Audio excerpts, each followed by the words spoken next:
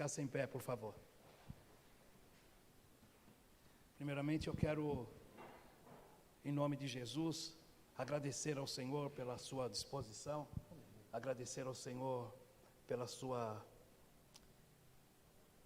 participação aqui para nos ajudar. Nós precisamos muito, estamos precisando muito de ajuda. Então, eu agradeço ao Senhor em permitir a sua estada aqui, juntamente com os seus irmãos. Agradeço ao Senhor pela tua vida e peço que vocês estendam as suas mãos, por gentileza. Senhor, aqui está o teu filho. Senhor, a tua palavra diz que o Senhor conhece o sentar e o nosso levantar. O Senhor sabe, Deus eterno, e conhece toda a estrutura desse homem. Somente o Senhor sabe, Deus, aquilo que o Senhor tem depositado sobre ele. Senhor, eu te louvo e te agradeço, Senhor, pela permissão do Senhor dele estar aqui, porque a tua palavra diz que não cai uma folha de uma árvore se não tiver a permissão do Senhor, e eu creio que ele está aqui com a permissão do Senhor. Eu peço a ti, Senhor, em nome de Jesus, o Senhor conhece a nossa história, o nosso deitar e o nosso levantar, e a palavra do Senhor diz que o Senhor envia os profetas para nos dar direção, para nos ajudar, e eu peço que o Senhor use a vida do teu filho nesta tarde, nesta noite, para fazer a sua vontade, que o Senhor possa usá-lo de uma forma tremenda, que o Senhor possa usá-lo de uma forma sobrenatural. Guarde a sua casa, a sua família, os seus filhos, a sua saúde, assim como também abençoa a vida dos irmãos que vieram com ele e os seus familiares, em nome de Jesus, amém. Eu que agradeço. Paz do Senhor a todos, amém? Podem sentar, fiquem à vontade. Antes de ministrar, eu tenho que apresentar. Quando a gente sai, a gente traz o soldado de elite com a gente, né? Pastor William, vem cá. Missionário Anderson, pastor Ademir. Fiquei aqui no altar, vou apresentar. Isso. Pastor William é o vice-presidente do Ministério Igreja Apostólica Torre Forte, um homem de Deus, e vai orar hoje ainda por vocês com uma unção de prosperidade. Pense em alguém que Deus tem depositado esta unção e onde Ele tem colocado as mãos, onde Ele tem abençoado vidas, as portas se abrem, porque quando se fala em obras de milagre em vida financeira, eu duvido que alguém conheça alguém que Deus já tenha feito tantas obras quanto na vida dele. E a gente só pode dar o que nós temos. E existe na vida dele esta unção para abençoar. Pastor Ademir usado em libertação, revelação, e Deus deu uma unção gloriosa sobre ossos na vida dele. Coluna volta para o lugar, pernas crescem, enfermidades desaparecem. Glorioso o que Deus faz. Missionário Anderson, um agente de libertação na mão de Deus. É coisa gloriosa o que Deus realiza. Cura na alma, libertação de cativeiros na alma, libertações que você está acostumado a ver que demora 5, 6, 7 meses, em algumas horas você vê a pessoa liberta. Coisa gloriosa de Deus, é o que Deus faz, é o que Deus opera. Eu quero pedir que vocês abram o coração de vocês. Nós viemos aqui para trazer algo de Deus para a vida de vocês. Nossa vinda aqui não é em vão. Deus falou conosco que tem algo a realizar aqui. E aqueles que abrem o coração para o mover de Deus são alcançados pela sua glória. Abra o seu coração, porque você não vai sair da maneira que você entrou. Algo de Deus você terá para contar. Quero ser breve na palavra, porque nós iremos orar por sinais, milagres e maravilhas essa noite. Amém? Deus abençoe.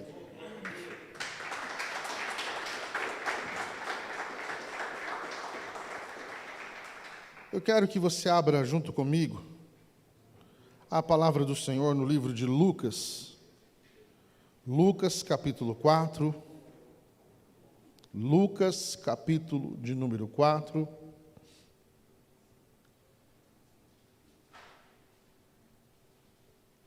Lucas, capítulo 4, versículo 14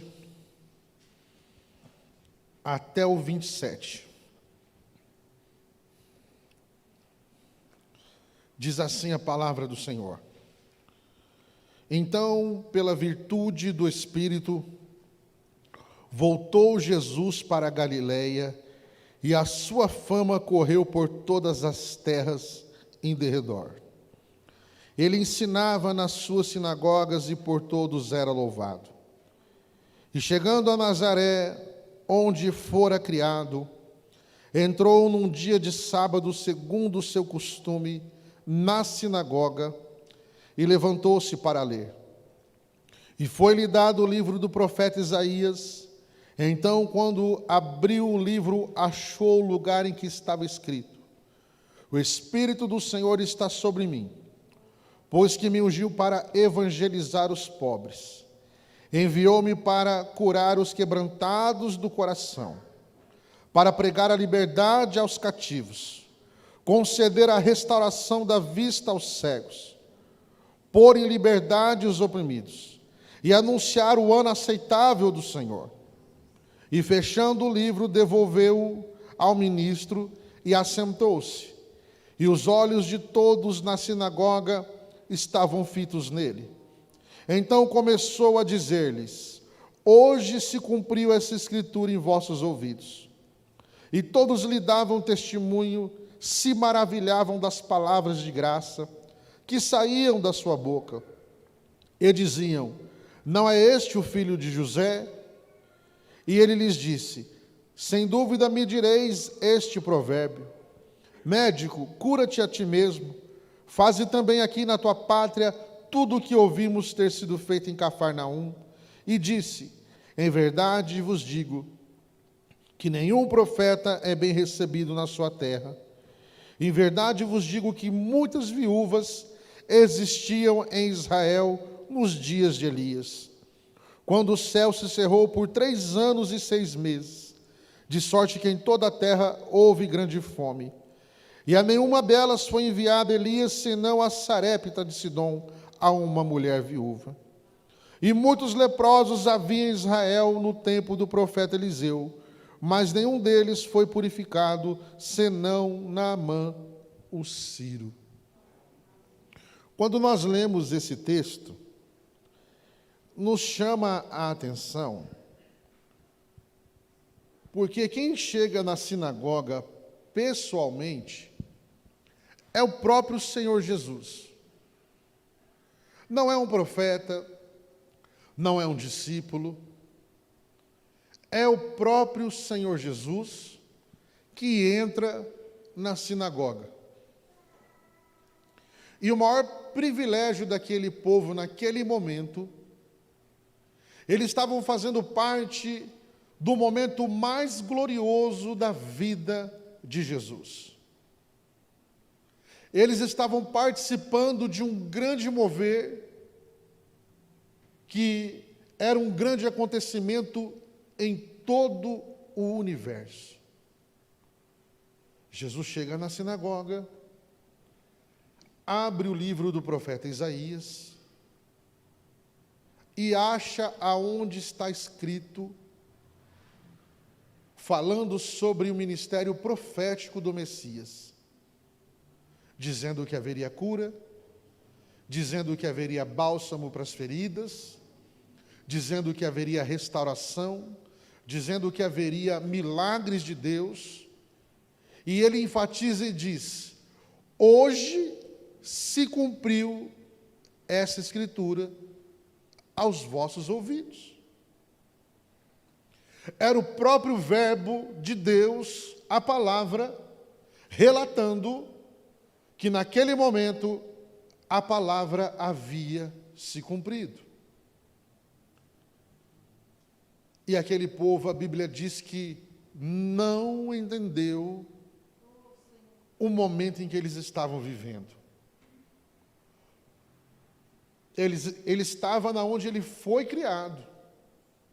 E quando ele fala isso, um diz, olha, mas ele não é filho de José, o carpinteiro? Eu conheço o José, o carpinteiro. Outro falou, mas as suas irmãs, nós não conhecemos todas elas daqui? E começam a desprezar o maior momento de Deus para as suas vidas. E se muitas vezes eu e você não abrirmos os olhos, quem sabe estamos também a desprezar uma visitação de Deus. Mas eu não desprezo. Você tratar algo glorioso como comum é um desprezo. Você tratar algo que vem do céu como se fosse simples, já é um desprezo. E aí Jesus olha e fala desta maneira, porque eu creio que Jesus ficou perplexo de ver aquilo, e ele fala algo dizendo, olha, havia muitas viúvas em Israel. Havia muitas mulheres que quando ele orou para que não chovesse e ficou 3 anos e meio o céu fechado, havia muitas viúvas que não tinham o que comer em casa, que eram judias de Israel. E quando Deus vai falar com Elias, olha, secou o ribeiro, já não era para ficar mais ali, e Deus fala, ordenei uma viúva que vai te sustentar. E aí Deus manda Elias sair do limite de Israel, sair da terra santa, sair da onde era a terra prometida, para entrar em Sidom, porque a viúva que Deus estava preparando não era de descendência judia. E lá, a Bíblia fala que a mulher estava para preparar o último bolo que ela tinha para fazer com aquela farinha, para que ela e o filho comessem e esperasse a morte por fome. E quando Elias chega, ele fala, faça algo para eu comer. E ela fala, olha, homem, eu não tenho. Irei fazer algo para mim e para o meu filho, e depois nós iremos comer e morrer. E ele fala, faça isso, mas primeiro faça para mim, porque não vai faltar na tua botija a farinha, e nem vai faltar o azeite na tua panela. Pode ir fazer, porque até que Deus mandar chover, não vai faltar nada na tua casa. Ela recebe uma palavra profética, e o céu se vira para fazer a casa dela virar uma prosperidade. Ela recebe uma palavra profética, e agora a palavra está agindo, e a farinha, quanto mais tira, mais Deus coloca. Quanto mais sai azeite, mais entra azeite. Porque Deus lançou uma palavra, e ela recebeu, e palavra profética é para se cumprir na vida daqueles que recebem. Palavra profética foi feita para os céus descer para a terra, e você viver o céu na terra. Mas Jesus deixa claro que isso não aconteceu no meio do seu povo. Não foi no meio de Israel. Foi fora. Aí a Bíblia vai dizer que nos tempos também de Eliseu, que era o sucessor de Elias, havia muitos leprosos. Muitos leprosos. E Jesus olha e fala, olha, nos tempos de Eliseu, havia muitos leprosos, mas somente Naamã, o Sírio, foi curado. Quem foi curado é alguém que não conhecia o Deus de Israel, que não sabia que Deus é Deus, que cultuava um monte de deuses, mas quando ele escuta uma menina de Samaria que foi levada cativa falar que se ele tivesse diante do profeta, a vida dele poderia mudar. Ele pega, vai falar com o rei, explica a situação, e a Bíblia mostra a humildade dele, porque sendo general, ele dá ouvidos a uma escrava. Tem pessoas que não podem prosperar, que não quer escutar nem família mais. Tem pessoas que não podem crescer um pouquinho, que não aceita mais conselho de ninguém. Tem pessoas que crescem em alguma situação da sua vida, já acha que entende das coisas e não quer saber de mais nada, mas agora um general para ouvir uma escrava dizer: olha, se você for lá em Samaria onde está o profeta, ele pode te curar da tua lepra. Ele não recebeu uma certeza de que Deus ia fazer, mas a Bíblia fala que ele prepara tudo para ir. Hoje em dia é fácil, você pega um avião, pode ser longe do jeito que for, você vai chegar muito rápido. Mas no tempo dele não, ele teve que preparar camelos, teve que preparar toda uma situação para poder levar comida para ir fazendo no caminho.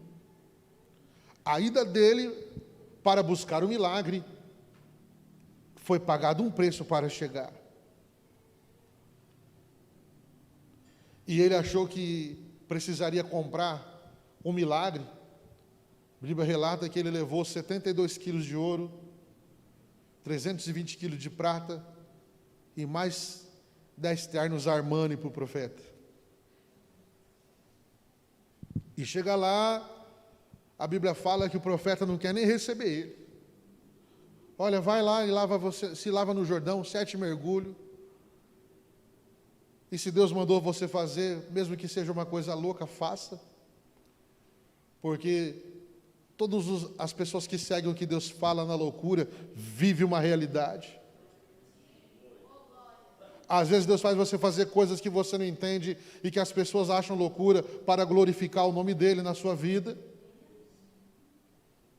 Às vezes Deus manda você fazer algo que ninguém entende, mas quando vem o milagre, as pessoas vão entender que você agiu pela fé e o milagre é realizado.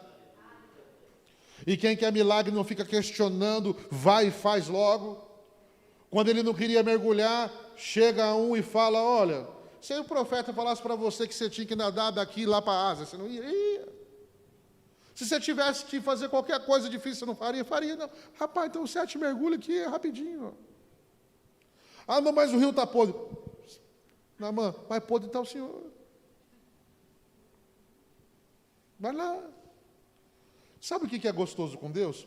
Que quando Ele manda você fazer alguma coisa, você não tem o que perder. Você não tem o que perder. Você está correndo o risco de experimentar um milagre. Mas por que havia tantos leprosos em Israel e não era curado? Porque olhava o profeta passar como se fosse qualquer um.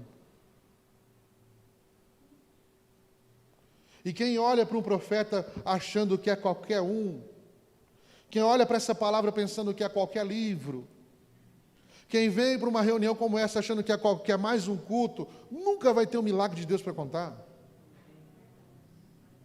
Nunca vai receber de Deus algo para dizer: olha, Deus fez.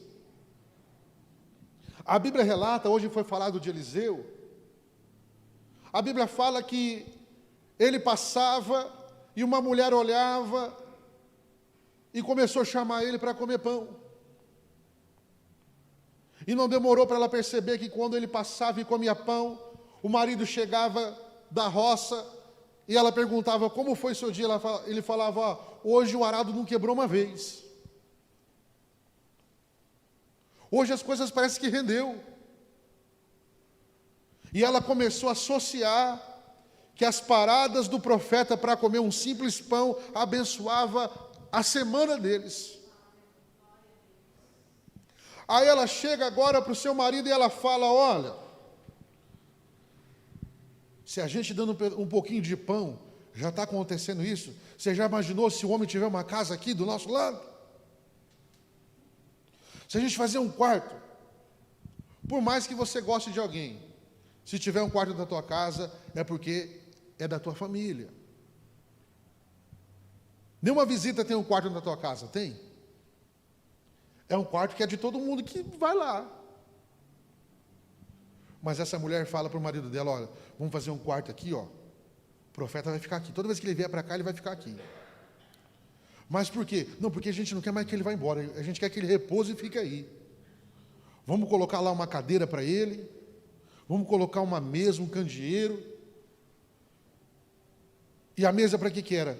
Ela dizendo para o profeta, ó, não importa a hora que você chegar. Eu coloquei uma mesa aí para te servir a hora que você chegar. Disposição. Na terceira, quarta vez que o profeta chegou lá, tomou seu banho, deitou naquela cama, comeu a comida, acendeu o candeeiro, viu que tudo estava maravilhoso, nunca teve aquilo na vida. E aí o profeta começa a se preocupar com o quê? Que sonho que essa mulher tem?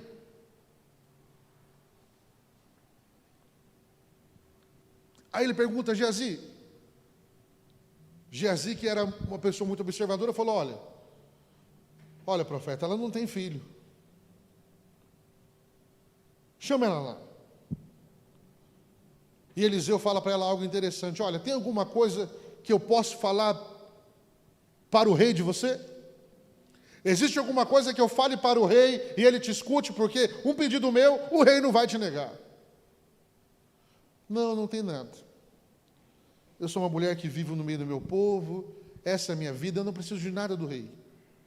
Existe alguma coisa que eu fale ao capitão do exército? Proteção para as coisas que vocês têm? Não, aqui é um lugar tranquilo. Não. Aí Geazi fala, olha, não tem filho. Aí o profeta pega e fala, olha, por esse período de tempo, daqui 1 ano, abraçarás um filho. E ela fala assim, não mintas a tua serva, homem de Deus. Quando você se preocupa com aquilo que é de Deus, Deus passa a querer realizar teu sonho, irmão. Quando você se preocupa com aquilo que Deus tem na vida, no teu ministério, no ministério que Deus colocou você inserido, Deus passa a se preocupar com você. E todos conhecemos a história que o menino cresce, acontece do menino morrer e é ressuscitado. E aquela família que andou com Deus nunca deixou de ser assistida por Ele. Porque olha o que a intimidade com Deus faz. A Bíblia fala que Deus avisa Eliseu e fala, Eliseu, eu estou para mandar 7 anos de fome na terra. É, Senhor, 7 anos de fome. Tudo vai acabar, gado vai morrer, ovelha vai morrer, a terra vai secar, vai mirrar. Eu aviso o rei, Senhor? Não, não aviso o rei. Eu aviso o capitão do exército? Não, você não vai avisar o capitão do exército. Quem que eu aviso? Avise a sunamita. Chegue nela, fala para ela pegar o filho dela e peregrinar por 7 anos, porque eu vou trazer uma fome sobre a terra, e você avisando ela hoje, ela ainda sai com alguma coisa para peregrinar. O rei não sabia, homem nenhum sabia, mas essa mulher foi avisada pelo profeta para sair das terras dela antes da seca. Quando eu e você temos intimidade com Deus, Deus nos avisa quando é para sair de algo antes que outras pessoas saibam. Tem um irmão que conta um testemunho que ele estava para subir naquele voo da TAM, do Fokker, e ele na escada ele fala, Deus abençoa a minha viagem, e Deus fala para ele, como eu vou abençoar algo que vai cair? Ele falou, como assim? Não suba nesse avião. E ele falou, Deus, deixa eu avisar o comandante. E ele subiu e falou, olha, Deus mandou eu sair do avião porque vai cair. O comandante falou assim, isso não vai acontecer. Ele falou, olha, Deus me avisou porque quer me poupar, eu estou tentando poupar vocês. Deram risada dele, e aquele avião deu problema e logo caiu. Mas Deus avisou para ele que era para ele sair de lá. Então, quando você tem intimidade com Deus, você é avisado antes que aconteça. Você sai de uma luta antes que ela venha. Por quê? Porque Deus tem compromisso com a tua vida. Mas isso não é para qualquer um, porque Deus não teve preocupação em avisar para o rei que ia vir uma fome. Deus não teve preocupação em avisar para ninguém, só para essa mulher. O marido já era morto. Olha que coisa interessante. Eliseu morre. Passa-se o tempo da peregrinação. Um dia o rei está muito triste e chama quem para contar a história do profeta? Geazi. E ele começa a contar muitas histórias para o profeta, do profeta para o rei. E chega uma hora que ele começa a falar: olha, mas de tudo que eu já vi nessa vida, a coisa mais gloriosa foi quando o profeta ressuscitou o menino. Eu fui lá com o cajado dele, com o bordão dele, não adiantou nada. Eu fui lá, tentei realizar um milagre, nada aconteceu. Nada. Não, mas quando o profeta chegou lá, ele mediu o menino, ele deitou em cima, e ele clamou a Deus de Israel, e o menino espirrou, e ele devolveu para a mãe. Verdade, Geazi? Não, isso é coisa tremenda. Quando ele estava contando essa história, quem bate na porta do rei para pedir ajuda? A mulher e o filho. Aí Geazi fala: olha, rei, quem pode contar melhor a história para o senhor é aquela mulher, porque ela é a mãe, aquele é o filho. O rei chama e ela conta que o menino nasceu depois que o profeta falou que ele nasceria. Aí ela conta que o menino morreu, ele trouxe de volta a vida, a ressurreição. E o que Deus faz através daquela obra gloriosa? O rei chama o eunuco e fala: olha, eu quero que vocês façam um cálculo de tudo que a terra dela deveria ter produzido esses 7 anos que houve fome. Faça o cálculo como se a terra tivesse produzido e quanto que daria. Devolve a terra e paga o que a terra deveria ter rendido para ela. Ela tinha provisão porque ela via que haveria de suprir. A honra que você dá na obra e na unção que Deus tem é a honra que você atrai para a tua vida. A Bíblia fala que aqueles que desprezam serão desprezados, mas aqueles que honram serão honrados. É assim que Deus faz.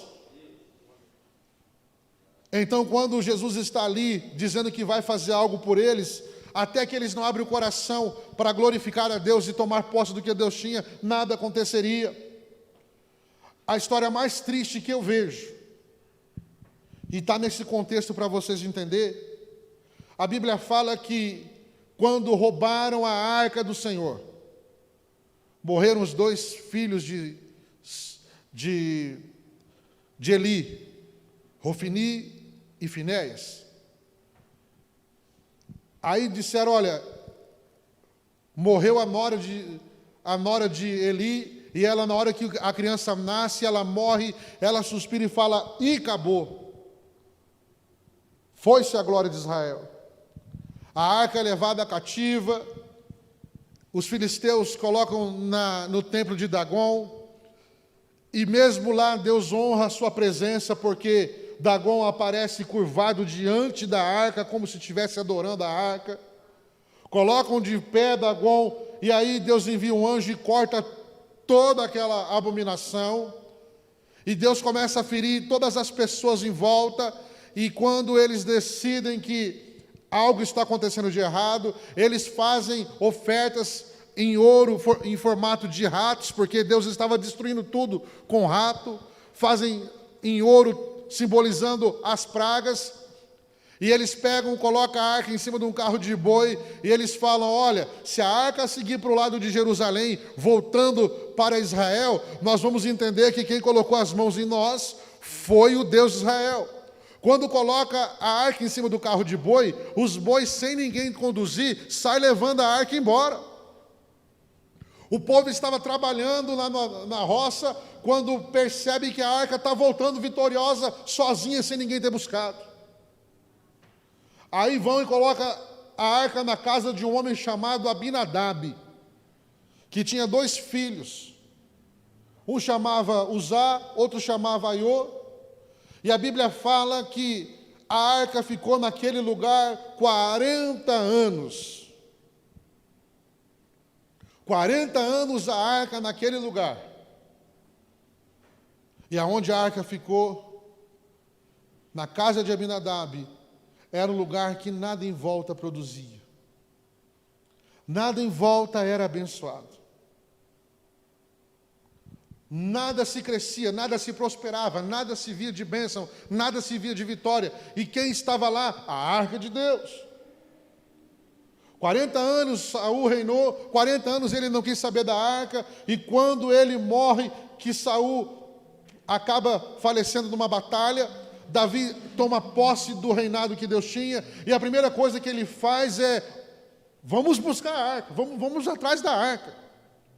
E aí vão se informar que a arca estava lá em Kiriat Jearim. Aí ele vai, sem procurar entender na Bíblia como que Deus queria que trouxesse de volta, ele pega, consulta o povo, consulta os capitães, consulta os generais e fala: vamos buscar, vamos colocar num carro de boi e vamos levar embora. E quando a arca vai chegando num determinado lugar, os bois começam a tropeçar. Não é porque o caminho era ruim, não é porque os bois eram fracos, é porque a hora que a arca de Deus voltou para o lugar que Deus queria, o peso da glória veio e os bois não suportavam carregar. Voltou. Eu e você somos a arca de Deus, mas fora do que Deus quer, não servimos para nada, irmão. Longe do que Deus quer, mas a hora que a arca volta a caminhar para onde Deus quer, a presença volta. E por que que Uzá não pensa duas vezes em ver a arca tremendo e ele quer colocar as mãos para segurar a arca de cair? Por que que ele faz isso? Porque na casa dele, quando a arca não era arca, ele colocava as mãos, como criança, quem sabe brincava até de esconde-esconde dentro da arca. E nada acontecia, por quê? Porque crente fora da visão de Deus não serve para nada. Para nada serve. Aí a Bíblia diz que na hora que Uzá coloca a mão, Deus corta ele do céu no meio, racha ele. Flávio Josefo conta que do jeito que desceu a mão de Deus, partiu ele em dois. Caiu uma parte para um lado, uma parte para o outro. Separou o homem em dois. Davi era o homem mais corajoso que a Bíblia fala. Enfrentou leão, enfrentou urso. Quando apareceu um anjo com uma espada desembainhada matando o povo, ele falou: vira para mim, vira para minha casa. Mas o dia que isso aconteceu, ele falou: não quero essa arca comigo, não. Não, longe de mim isso aqui. Aí ele pega um homem chamado Obed-Edom e ele fala: vem cá, vem cá. E Obed-Edom estava numa situação complicada. Se ele fala não para o rei, ele morria pelas mãos do rei. Se ele aceita a arca, corre o risco dele morrer também. Olha, Obed, a arca vai ficar na sua casa. E vai falar não para o rei de que jeito? Eu penso que o medo dele estava tão grande que a hora que foram levar a arca na casa dele, ele começou a falar para Deus: Deus, aonde que o Senhor quer ficar lá? É no meu quarto que o Senhor quer ficar, Senhor? É na sala onde o Senhor quer ficar? Ele chega para a esposa e fala: ó, vamos deixar o melhor lugar para Deus, porque já matou um já. Para fazer conosco não custa nada. Mas acontece algo tão tremendo que a maneira que ele recepcionou a arca de Deus e a honra que ele deu para a arca, e a forma que a família dele recebeu a arca, a Bíblia fala que em 3 meses deu para perceber no palácio que ele estava muito abençoado. A prosperidade chamou a atenção de Davi no palácio. Agora olha só, 40 anos a arca na casa de Abinadab, nenhuma planta nascia. Nada prosperava. O problema não é a falta da presença, é como você trata ela. O problema não é se Deus está com você, não, Ele está. O problema é como você anda com Ele. Existe uma presença que seja uma presença passiva. Que presença é essa? Uma presença que Deus está aí, mas você nunca usufrui porque você não quer acessar o que Deus tem. E existe uma presença ativa que a tua fé e da forma que você honra e da forma que você vive, faz Deus mostrar que Ele é na tua vida. É diferente. A Bíblia fala que chama a atenção, e quando chegam para falar com Davi, fala: olha, uma coisa eu sei, tudo que era de animal estéril, tudo está produzindo na casa dele. Olha, rei, o senhor lembra que no fundo da casa dele tinha um terreno que nada dava para plantar? Porque lá era seco, cheio de erosão, lá não era nada. Olha a plantação que tem no fundo da casa daquele homem, eu nunca vi tanta prosperidade. E o caminho que ele vive era um caminho deserto. Nós estávamos no deserto, lá no Ribeiro de Quidom, passando por lá. Foi lá que a arca ficou. Você já viu o que Deus fez, o que aconteceu? Lá virou agora um paraíso, porque Deus floresceu tudo. Chamou atenção. E o que acontece quando Davi vai buscar a arca? Foi uma tristeza para Obed-edom. Porque ele não era levita, ele não era da família que poderia adorar a Deus. E quando estão levando a arca embora, ele pega e fala para Davi: olha, eu não vou mais ficar aqui, eu quero acompanhar a arca, eu vou vender tudo que está aqui, eu vou lá para Jerusalém, que eu quero ficar lá. Aí ele chega em Davi e fala: deixa eu ser pelo menos porteiro de onde a arca fica. Deixa eu ser porteiro. Se eu não posso adorar igual os levitas, mas eu posso ser o porteiro, pelo menos eu estou lá. Aí Davi fala que permite. Está lá, Obed-edom sendo porteiro. Feliz porque é porteiro, mas não era da tribo de Levi. Um dia, Asaf está louvando a Deus. Um homem que clamava a Deus, e quando ele clamava a Deus e ele louvava, não precisava colocar fogo no holocausto. Deus queimava do céu com fogo. E quando ele vai entoar um cântico, o Espírito Santo fala para ele: eu quero Obed-edom e os seus filhos louvando com você. Mas Senhor, ele não é levita. Mas se eu falei que vai ser. Ele não é da tribo de Levi, mas se eu falei que ele vai louvar, ele vai. Se eu falei que ele vai me servir louvando aqui, ele vai. Para quem ama e adora, Deus abre porta que nem é dele, irmão. Para quem ama a Deus e quer fazer o que Deus quer, Deus coloca ele para fazer coisa que ele nunca sonhou que ele faria, e viver coisa que ele nunca imaginou que ele viveria. Tem um pastor que morava lá em Manaus. Ele não sabia conversar direito, ele não tinha instrução. E ele queria fazer algo para servir a Deus, e ele falou: pode ser qualquer coisa. E ele falou para o pastor dele: pastor, a coisa que eu mais sei fazer de melhor nessa vida é lavar banheiro. E o pastor falou assim: tá, irmão, mas o que você quer fazer? Eu quero lavar o banheiro da igreja. Deixa esse ministério comigo. E o pastor contando que dava para pentear o cabelo do piso que ele limpava. Ele tinha aquela preocupação de estar limpando o banheiro no momento do culto. O culto começava com o banheiro limpo, acabava com o banheiro limpo, porque era o ministério dele, era do banheiro. E ele falava para Deus: Deus, para mim não tem diferença, está no púlpito ou está aqui no banheiro, a casa é tua, não importa onde esteja. E quem quer adorar a Deus, querido, olha o que eu vou te dizer. Quando a pessoa não quer adorar a Deus, talvez ela vai querer estar aqui porque vai estar tocando louvor. Quem está querendo adorar a Deus, não importa se está na porta, se está aonde quer que esteja, ele quer estar louvando e adorando a Deus. Quem tem a visão em Deus, ele quer estar participando porque ele entende que faz parte da glória de Deus, aonde quer que ele esteja. Quando a pessoa começa a olhar para status, aonde eu vou estar, o que eu vou fazer, quem que vai aparecer, já saiu do que Deus quer faz hora, irmão. Já era isso aí. E diz que um dia foi um pastor usado por Deus na igreja. E revelou: aqui tem um irmão por nome de José, que Deus quer honrar. Irmão, José numa igreja de mais de 1000 membros é o que mais tem.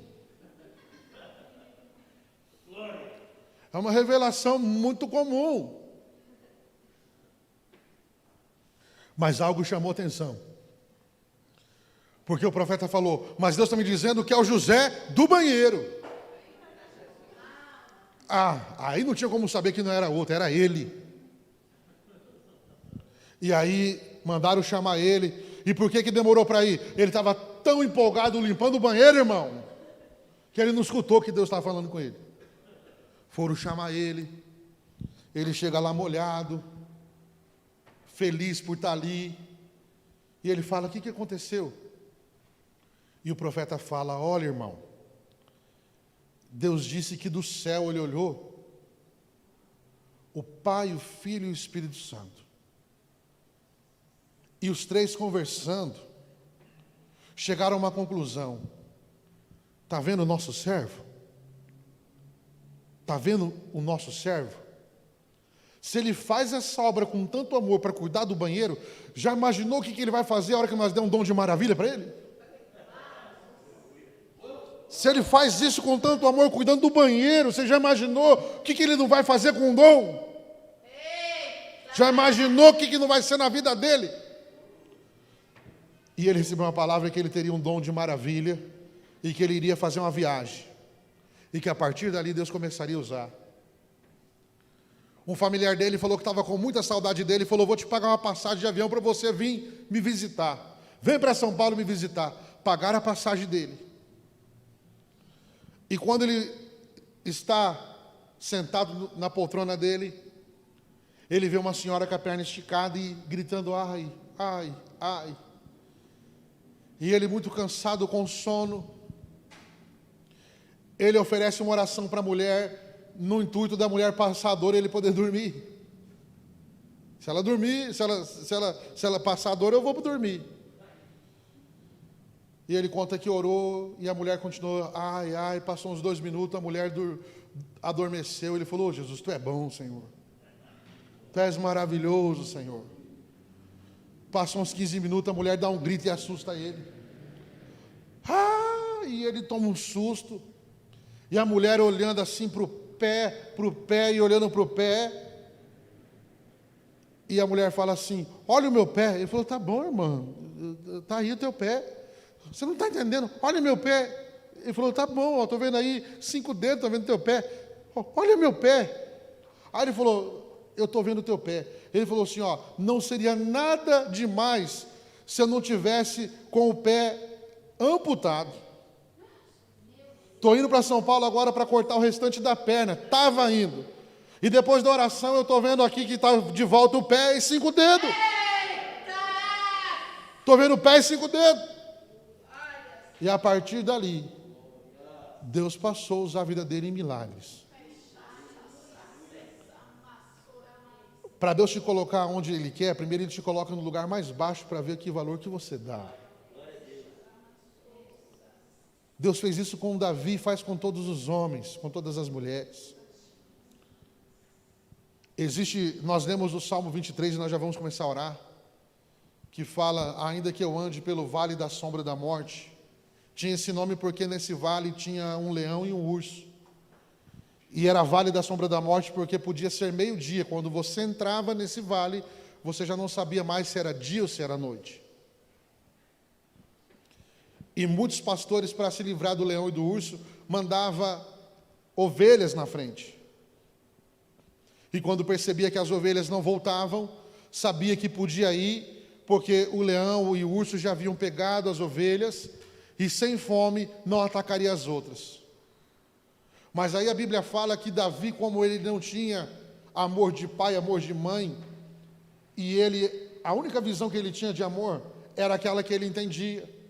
Se você vê o Salmo 23, ele não vai dizer, o Senhor é meu pai. Não, porque ele não sabia o que era amor de pai. A Bíblia fala que ele nasceu ruivo e considerado maldito. Então o amor de seu pai não tinha. Tanto que quando Jessé vai na casa dele, então todos os filhos, Jessé deu um jeito de colocá-lo longe, porque não considerava ele uma bênção. Quando chega o profeta, Davi está longe. Então quando a Bíblia fala assim, ainda que eu ande no vale da sombra e da morte, está falando dessa situação, que Davi pega e vai com as suas ovelhas, ele não aceita perder nenhuma delas, e quando vem o leão, o cajado quem ergue é ele, mas a velocidade e a pancada quem dá é o Espírito Santo, e mata o leão, e mata o urso. E aí quando nós vamos analisando a vida dele, a oração que ele faz no Salmo é uma oração que ele entendia de Deus. Ele não poderia dizer, olha, o Senhor é meu irmão. Por quê? Porque ele foi rejeitado pelos irmãos. Ele não poderia dizer, olha, o Senhor é minha mãe. Por quê? Porque a mãe rejeitou junto com o pai. Então, quando ele vai falar de amor, que linguagem que ele entendia? Ele entendia a única linguagem que ele conhecia. Ele era um pastor. E quando ele fala, ó, o Senhor é o quê? O Senhor é o meu pastor, porque a única linguagem de amor que ele conhecia era ele, pastor, amando a sua ovelha. É por isso que ele fala, o Senhor é meu pastor. Por quê? Porque ele sabia que ele tinha amor nas suas ovelhas e ele era o pastor. Então ele fala, então o Senhor é meu pastor. Era a maneira que ele identificava o amor de Deus. E quando a Bíblia fala, ele nunca pôde sentar naquela mesa, porque um judeu nunca deixaria um filho maldito sentar na mesa e estragar a bênção. Quando ele está no campo, que passa todos os filhos, no original hebraico está assim, o profeta Samuel perguntando, acabaram-se os jovens? Falta mais moço, mas a Bíblia foi enfeitada para não nos chocar. Mas o pai falou para o profeta, olha, falta o insignificante. Falta o que não é nada. Falta aquele que não tem porque está aqui. Só que algo tremendo acontece. Quando Jessé fala, olha, você vai pastorear, porque nós temos que fazer algo aqui importante e você não pode participar. A hora que ele começa a ir com a ovelha e sair com as suas ovelhas, o Espírito Santo fala, não vai longe, porque eu sou aquele que prepara uma mesa na tua presença, na presença dos teus inimigos. Não vai longe. E ele não sai de onde Deus quer. E chega uma hora que o profeta fala, olha, acabou os jovens, falta o insignificante. Aí Deus fala para o profeta, ó, manda chamar, porque é ele mesmo que é. Sará o irmão correndo e fala, olha, não sei o que está acontecendo não, o pai mandou te chamar. O profeta falou que você tem que chegar lá. Para ele que nunca pôde sentar na mesa e se alimentar, saber que estava sendo esperado para ser o primeiro a se servir no banquete que Deus preparou, dentro de casa. Chega lá, o profeta fala, olha, você é o homem que Deus escolheu. Toma posse e senta onde Deus preparou para você. E não só isso, receba agora esse cálice cheio da unção que transborda. E unge ele no meio dos seus irmãos. Escuta o que eu vou te dizer. Todas as vezes que Deus quer fazer algo na tua vida, Ele vai te testar naquilo mais simples. Por que Deus quis Davi como rei? Vou te dar o segredo. A Bíblia fala que ele não aceitava perder uma ovelha que fosse para um leão ou para um urso. Aí Deus olha do céu e fala, olha, se esse rapaz está disposto a morrer por ovelha, o que ele não vai fazer quando ele for rei do meu povo? E aí Deus vê você honrando naquilo que é pouco e no muito Ele te coloca. Aí Deus vê você sendo uma bênção naquilo que é pouco. Estava eu e o pastor William falando que quando nós começamos a pregar na nossa igreja, era para 3, 4 pessoas, às vezes 5. E com a mesma alegria que eu estou pregando hoje, era que eu pregava. Pregava para 2, 3 como se fosse uma multidão, mas de que jeito? Eu pensava, não, olha, quem veio aqui, foi fiel para estar aqui comigo, merece receber o melhor aqui. Era assim. Hoje lota com 200, 300, né? Mas eu louvo a Deus por aquele começo simples. Porque quem não consegue valorizar uma igreja quando está pequena, não vai valorizar quando está grande. Ah, eu quero trabalhar. Se você não está fazendo nada agora, não vai fazer depois. Ah, quando tiver ministério, querido, começou agora. Se você não está fazendo nada agora, depois que crescer, você não vai fazer também. Não fica mentindo para você, não. Ministério começa hoje e agora. Ah, mas fazer o quê? Deus já colocou no teu coração, você não é menino, você não é moleque. Ninguém pode dizer, eu não sei o que eu vou fazer, Deus já colocou no teu coração. Quando alguém fala para nós assim, eu não sei o que eu vou fazer, está enganando a si mesmo, porque Deus já colocou no coração, irmão. Deus já colocou no coração. Então Deus tem algo nesta noite. Se coloca de pé. Eu quero fazer algumas orações e vou contar com a ajuda do pastor William, pastor Ademir, missionário Anderson. A primeira oração que eu quero fazer é uma oração de libertação. Existem amarras na nossa vida, existem situações na nossa história que pode estar nos travando, pode estar nos impedindo, pode estar nos prendendo, e nós não sabemos. E como que nós descobrimos isso? Quando Deus nos dá sinais. Mas Deus é um gentleman. Ele não vai fazer nada sem a sua e sem a minha vontade. Você sabia que para você passar por um mover de Deus, você precisa desejar passar? Porque senão Deus não faz, Deus não vai pegar você e eu à força para nos libertar. Não é assim que funciona. Mas quando eu e você abre o coração, Deus permite que sinais venham sobre as nossas vidas. E Deus nos dá uns sinais para quê? Para nós sabermos que devemos orar. Faça uma oração comigo, se essa for a sua vontade. E preste atenção no que eu vou te dizer. Meu maior desejo é ver Deus libertando. Só que não faça essa oração para me agradar, porque eu não ganho nada com isso.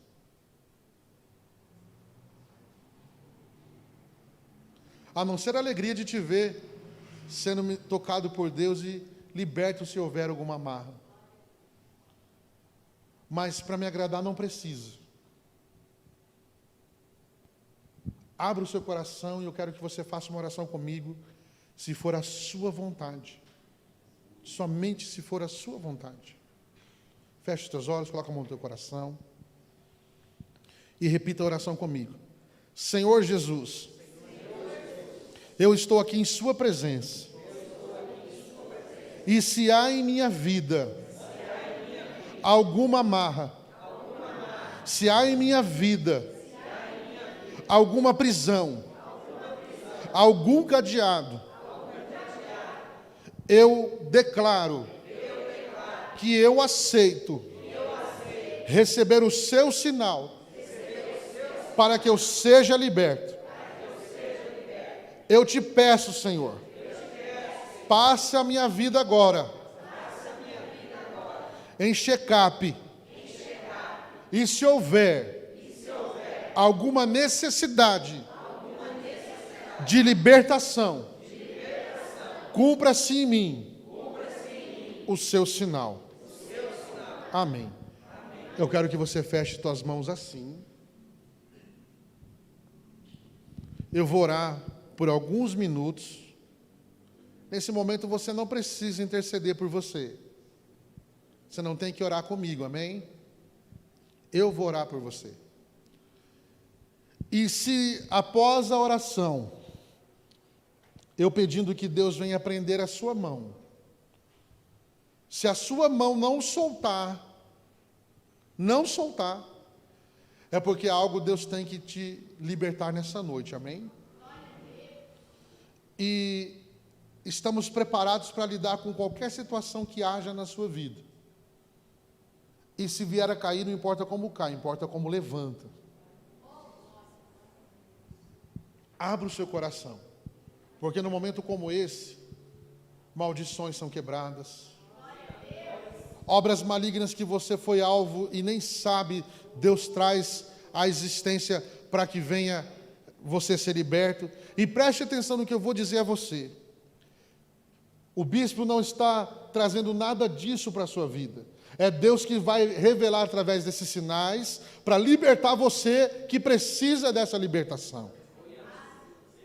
Feche os teus olhos e eu passo a orar por você. Prenda a sua mão, segura a sua mão.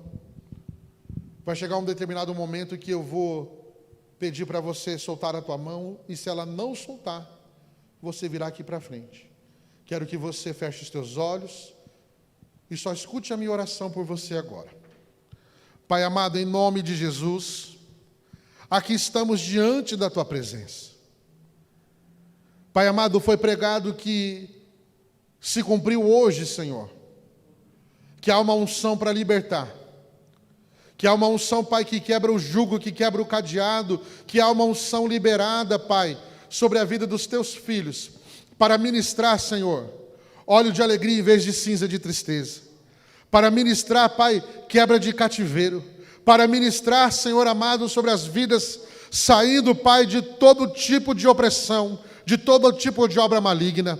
Pai amado, juntamente com os teus filhos, os obreiros, nós estamos aqui orando e pedindo, se há algum filho seu, alguma filha sua, que precisa de uma ministração de libertação agora, eu peço ao Espírito Santo de Deus, no nome de Jesus, um sinal, prenda essa mão, Pai. Aonde houver, Pai amado, uma obra de macumbaria, aonde houver uma obra de feitiçaria, aonde houver um cadeado, uma corrente, aonde houver, meu Pai, algo espiritual que tem prendido essa vida, que tem oprimido, Pai, aonde houver uma obra do diabo, eu peço como sinal agora, prenda esta mão. Espírito Santo de Deus, prenda essa mão. Aonde houver alguém que precisa de libertação, eu peço como sinal agora, vem Espírito Santo sobre o teu povo.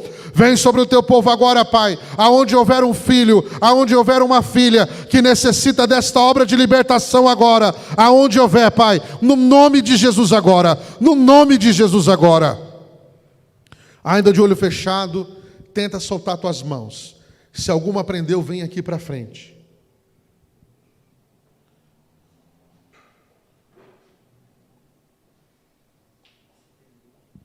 Vamos ter que ajudar aquela senhora.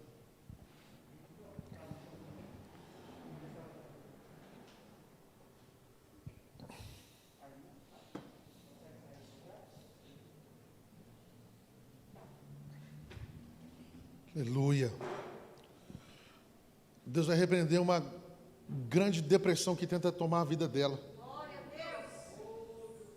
Algo maligno que vem de palavras de maldição, mas Deus vai operar. Aleluia. Aleluia. Glória ao nome do Senhor Jesus. Os obreiros estão na liberdade de orar. Missionário Anderson, pastor Ademir, pastor William, os gigantes do Senhor esta noite que vai orar libertando.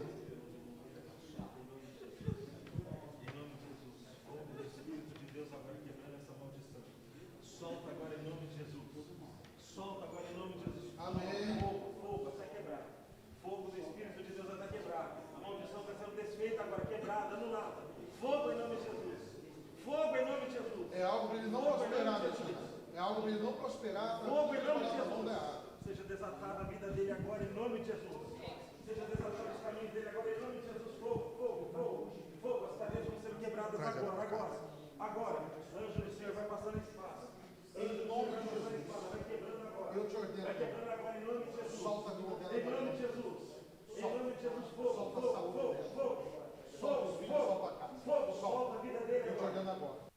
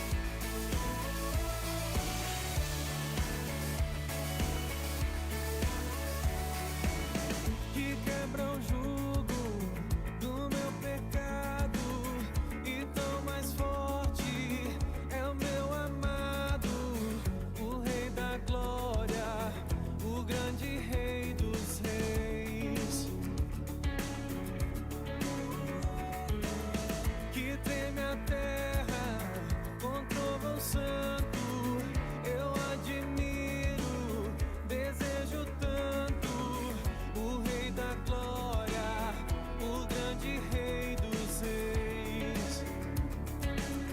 Oh, que tremenda graça! Oh, que infalível amor! Tomou o meu lugar, a minha cruz levou. Você deu sua vida, estou liberto enfim. Oh, Jesus, eu canto pelo que fez por mim.